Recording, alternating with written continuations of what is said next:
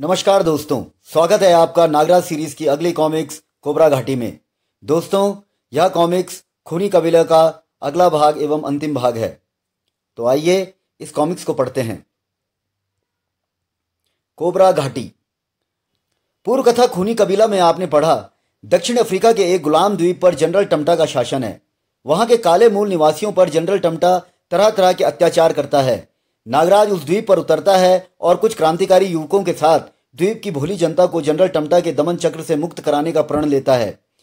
खूनी कबीले का सरदार टांगो जनरल टमटा की आज्ञा से नागराज को पकड़ने के लिए जाता है और नागराज को अपने मुंह से निकलने वाली आग से घायल कर देता है और पोमा चोमा व सुगा को अन्य बस्ती वालों के साथ बंदी बनाकर ले जाता है।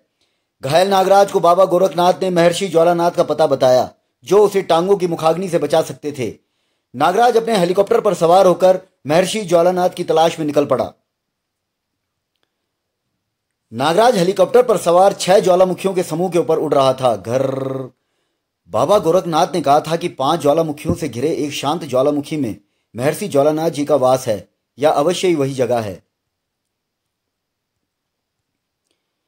नागराज ने हेलीकॉप्टर सुप्त ज्वालामुखी पर उतारा। घर नागराज हेलीकॉप्टर से उतरकर ज्वालामुखी के मुहाने पर आ गया। उस बड़े छेद में ही ज्वालानाथ जी का वास होगा। फिर वह बेहिचक ज्वालामुखी की दीवार पर रेंगने लगा। छेद के पास पहुंचकर वह एक क्षण रुका। अब अंदर जाता हूं। और फिर वह अंदर प्रविष्ट हो गया। यहां तो कोई नजर नहीं आ रहा। तभी ओह, इतने सांप! साई साई! चारों तरफ से निकले बहुत से सांपों ने नागराज को घेर लिया। ये मेरा क्या बिगाड़ेंगे? इससे पहले कि नागराज आगे बढ़ता, उनमें से एक नाग ने मानव रूप धारण कर लिया। ठहरो युवक, कौन हो तुम? यहां क्यों आए हो? यहां से आगे बढ़ोगे तो सीधा यमपुरी जाओगे। मेरा नाम नागराज है। मुझे महर्षि ज्वालानाथ जी से बहुत जरूरी काम है और मैं उनसे मिलकर ही जाऊंगा। ज्वालानाथ जी से कोई नहीं मिल सकता युवक, वे साधना में लीन हैं। नागराज आगे बढ़ा। देखता हूं मुझे कौन रोकता है। अब अपने अंजाम के तुम स्वयं जिम्मेदार होंगे। नागपुरुष ने पलटकर अपने दंड से नागराज पर प्रहार किया। धड़ाक! नागपुरुष फिर झपटा। कड़ाक! उफ, इसके दंड में तो घातक विष भरा हुआ है। नागराज ने संभलकर नागपुरुष पर वार किया। मुझे इसे और मौका नहीं देना चाहिए। और फिर उसने उस पर मुक्कों की वर्षा कर दी। धाम धूम! नागराज को रोकना इतना आसान नहीं है दोस्त। फिर अब तुम तब तक नहीं हिलोगे जब तक मैं ज्वालानाथ जी से मिलकर वापस नहीं आ जाता। शू शू! किंतु इससे पहले कि नागराज आगे बढ़ता, बहुत से नागों ने उसे घेर लिया। शू शाय फू! नागराज ने कराटे के वारों से व जहरीली फुंकारों से कईयों को परलोक पहुंचा दिया। फुस साय! इनकी संख्या बढ़ती ही जा रही है। ये मेरा समय ही खराब करेंगे। मुझे अपनी नाग सेना से काम लेना होगा। नाग सेना के नागों ने वहां कहर मचा दिया। नागपुरुष से नागों की तबाही न देखी गई। ठहरो युवक, लड़ाई रोको, इनको मत मारो। मैं तुम्हें महर्षि तक पहुंचने का रास्ता बता देता हूं। नागराज ने नागसेना को वापस बुला लिया और नागपुरुष को भी आजाद कर दिया। हाँ, अब आए हो रहा रास्ते पर। नागपुरुष नागराज को एक छोटे से छेद के पास ले आया। नागराज, यह बिल ही कोबरा घाटी का रास्ता है। तुम यहां से अंदर घुस सको तो ही महर्षि से मिल सकोगे। नागराज मुस्कुराया। इसे तो मेरे नाग पल भर में चौड़ा कर देंगे। नाग सेना के सैकड़ों नाग मिट्टी खोद खोद कर नागराज के लिए रास्ता बनाने लगे। खर खर! कुछ ही देर बाद छोटे से दिखने वाले सुराग को नागों ने चौड़ा कर दिया और नागराज उसमें उतर गया। नीचे उसने अपने को एक सुरंग में पाया। धप! इससे पहले कि वह आगे बढ़ता, एक अज्ञात शक्ति उसे गुफा के अंदर खींचने लगी। ओह! और तीव्र वेग से वह एक विशाल अजगर से टकराया। अजगर की सांस के साथ ही वह यहां खिंचा चला आया था। धाड़! शू! नींद खुल जाने से अजगर क्रोधित हो उठा था। फू! ओह! जहरीली फुंकार! फुंकार बेअसर होते देख अजगर ने अपनी भारी पूंछ नागराज पर दे मारी। ठाक! चोट से तिलमिलाकर नागराज ने झपट कर अजगर की गर्दन दबोच ली। फू! गुर्र! भले काम में रुकावट डालता है कीड़े। और उसकी आंखों को स्नेक हैंड के एक ही वार में फोड़ दिया। फू! क्रुद्ध अजगर ने पलटी खाकर नागराज को अपने बंधन में जकड़ लिया। आह! गर! जैसे जैसे अजगर बंधन कस रहा था, नागराज को अपनी जान निकलती महसूस हो रही थी। तभी नागराज ने अजगर के शरीर पर अपने विषुक्त दांत गड़ा दिए। अजगर की पकड़ ढीली पड़ती चली गई। अपने घातक विष से अजगर को समाप्त कर जब नागराज आगे बढ़ा तो उसका रास्ता रोका गर्म लावे के प्रपात ने। ओह, या तो बहुत ही गर्म है, मैं इसे तैरकर पार नहीं कर सकता। तभी वाह, छत से लावा नहीं टपक रहा। छोटे सांप को छत पर रेंगता देख नागराज भी छत पर चिपक गया और फिर तेजी से रेंगता हुआ दूसरी तरफ कूद गया। यहां तो कदम कदम पर मौत बिछी है। नागराज जैसे ही आगे बढ़ा, अरे अरे, गहरे गड्ढे में जा पड़ा। आह वाह, गद्दा बिछा रखा है। किंतु अगले ही क्षण नागराज उछल पड़ा। आई, यह तो सांप है। फू, सांप ने झपटकर उसका हाथ दबोच लिया। आई, नागराज ने उसकी गर्दन पकड़ ली। मैं तुझे भी मार दूंगा दुष्ट सांप। कुछ ही देर में सांप तड़प कर शांत हो गया। अलविदा भाई। गड्ढे से नागराज नागरस्सी के सहारे बाहर आ गया। जैसे ही वह आगे बढ़ा, उसका सामना 2 फन वाले एक भयंकर सांप से हुआ। लो कर लो बात, ये हमें रुकेंगे 2-2 मुंह से। फू, तो इनके दोनों सिरों को अलग ही कर देते हैं और आगे बढ़ने पर, अरे वाह, दुर्लभ दंतक नाग। ओह, तो आप भी दुश्मनी कर रहे हैं भाई साहब। फू, नागराज की मुष्टि प्रहार ने धड़ाक दंतक के 2 दांत हलक में और 2 जमीन पर उतार दिए। 100 सालों में इतने बड़े दांत आते हैं इसके। चिप चिप चिप, बेचारा गंवा बैठा। तभी जैसे हवा सी गुजर गई नागराज के सिर के ऊपर से। उफ, यह था लोम्बू, उड़ने वाला सांप। सांप हमला करने के लिए दोबारा पलटा, लेकिन धुप, नागराज ने चपलता से 2 उंगलियां सांप की आंखों में घुसेड़ दी।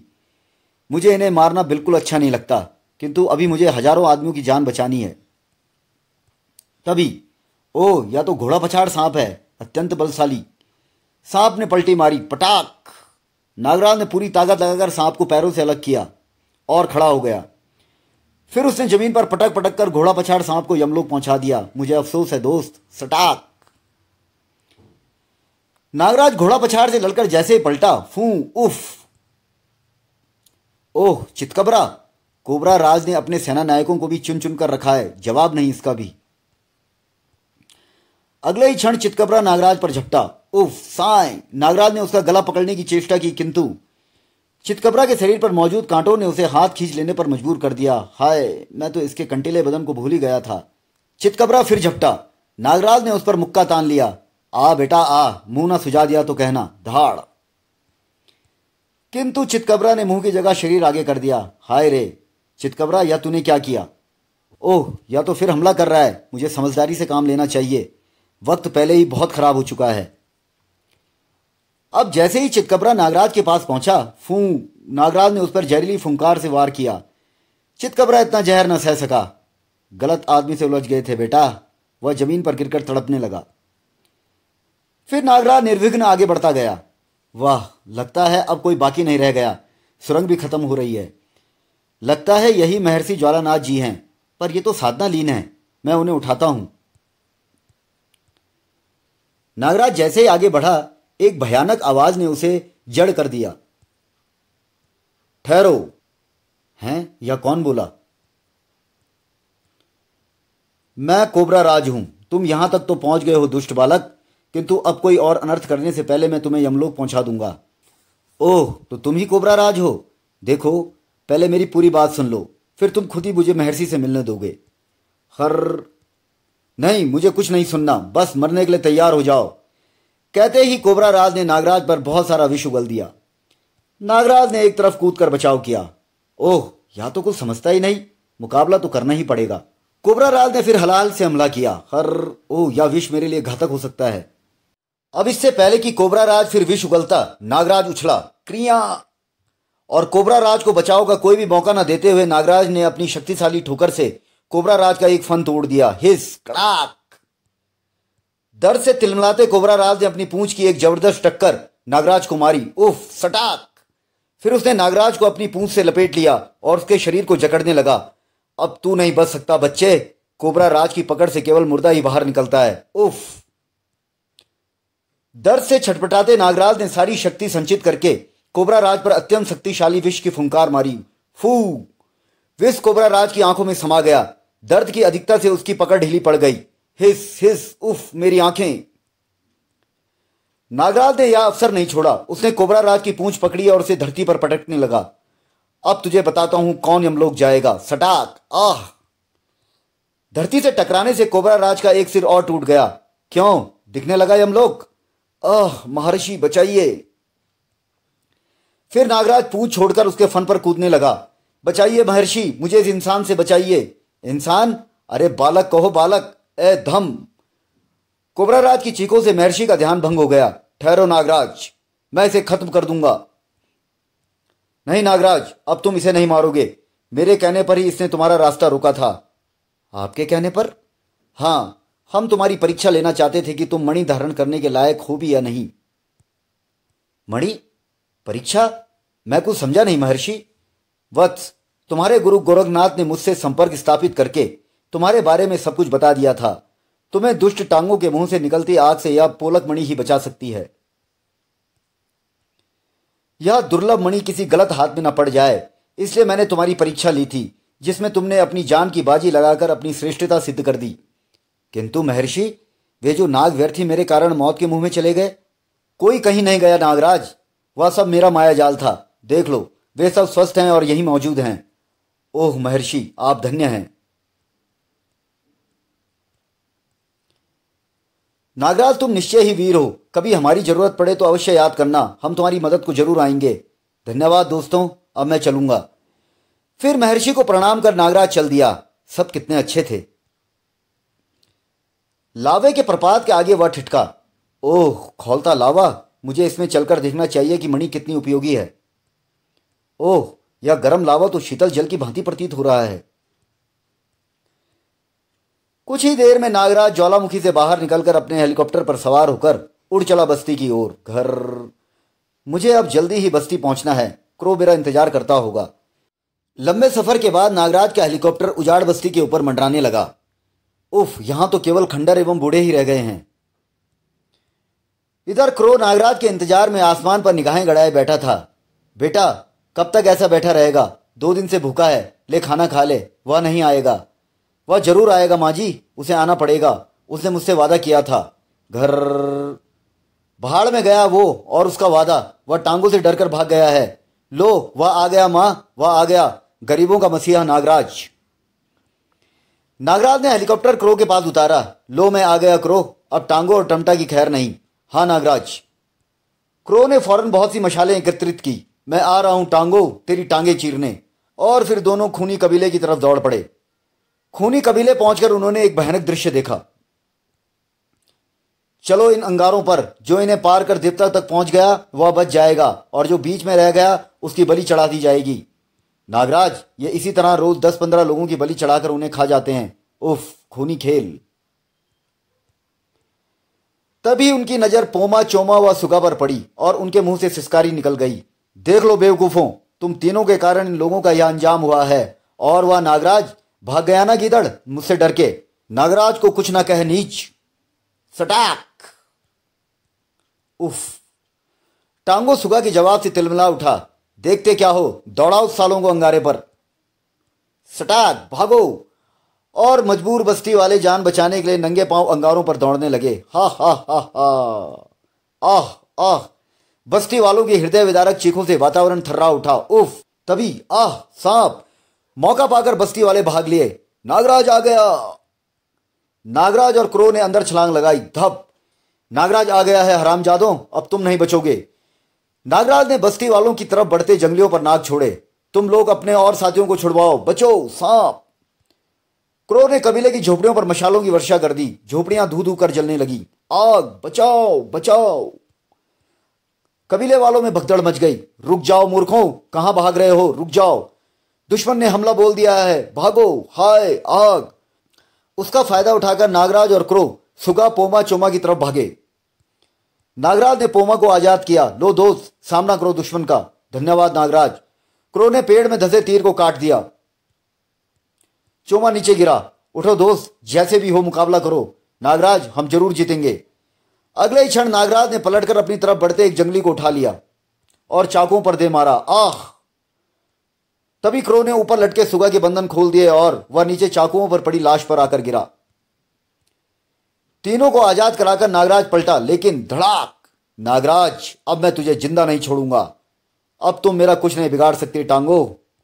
दोनों एक दूसरे से बुरी तरह उलझ गए। उफ, इस पर तो आग का कोई असर नहीं हो रहा। उठ टांगो, खड़ा हो, लड़ मुझसे। टांगो ने एक बार फिर नागराज पर आग उगल दी। अब यह नहीं बच सकता। किंतु आग पोलक मणि से टकराकर वापस पलट गई। टांगो अपनी आग में घिर गया। आह उफ, मैं मरा और जलने लगा। कुछ देर बाद वहां केवल टांगों की राख ही बाकी रह गई थी। जल मरा पापी। चलो नागराज, हमने सब बस्ती वालों को छुड़ा लिया है। हाँ चलो। कबीले से बाहर आकर सुगा, हम सब अभी टमटा के हेडक्वार्टर पर धावा बोलेंगे। हाँ नागराज, हम सब बस्ती वाले तुम्हारे साथ हैं। कुछ देर बाद बस्ती वालों ने टमटा के हेडक्वार्टर पर हमला बोल दिया। कोई गोरा बचने ना पाए, मारो। बस्ती वाले हेडक्वार्टर में घुस गए और टमटा के सैनिकों से भिड़ गए। खचाक धाए। नागराज, पोमा, चोमा, क्रो और सुगा मारकाट मचाते हुए अंदर टमटा को ढूंढ रहे थे। बता, टमटा कहां है? उधर। इधर जनरल टमटा भी इस बलवे से बेखबर न था। एक आदमी ने मेरा कितना नुकसान कर दिया। उफ, एक बार यहां आ जाए फिर वह नहीं बच सकता। तभी आओ, हमें तुम्हारा इंतजार था नागराज। मेरा नहीं, अपनी मौत का प्यारे लाल। जनरल टमटा ने बटन दबाया। मौत तो मैं तुम्हें दे रहा हूं बच्चों। घर। टमटा ने विशेष सीटी बजाई और पी। चारों गिद्ध बाहर आ गए और पांचों पर झपट पड़े। नागराज, या तो हमें समूचे ही निकल जाएंगे। ओह, यह क्या! एक गिद्ध ने क्रो को अपनी चोंच से घायल कर दिया। आह नागराज, बचाओ। नागराज ने अपनी तरफ बढ़ते गिद्ध पर नाक छोड़ा। सुगा, इनकी आंखों पर चाकू मारो जल्दी। सुगा ने क्रो की तरफ बढ़ते गिद्ध पर चाकू फेंका। खचाक। चोमा व पोमा ने भी वही तरकीब अपनाई। अंधे गिद्ध इधर उधर पंजे मारने लगे। भागो कमरे से बाहर, ये किसी को भी नुकसान पहुंचा सकते हैं। गिद्ध किसी को न पाकर सीटी बजाते टमटा पर ही टूट पड़े। कुछ ही देर में वे उसे चट कर गए। टमटा के मरते ही लोगों ने बहुमत से शासन की बागडोर सुगा को सौंप दी। नागराज, आज मेरे देशवासी कितने खुश हैं। सब तुम्हारे कारण। तुम कुछ दिन और रुक जाओ यहां। नहीं जनरल सुगा, अब मुझे बहुत जल्द भारत जाना है। वहां भी कई अत्याचारियों का शासन बदलना होगा। नागराज जिंदाबाद। फिर नागराज उनसे विदा लेकर अपने अगले अभियान पर चल पड़ा। समाप्त। तो दोस्तों, नागराज का यह कॉमिक्स यहीं पर समाप्त होता है। नागराज का अगला कॉमिक्स है नागराज और बच्चों के दुश्मन। तब तक के लिए आप अपना ख्याल रखिएगा। धन्यवाद।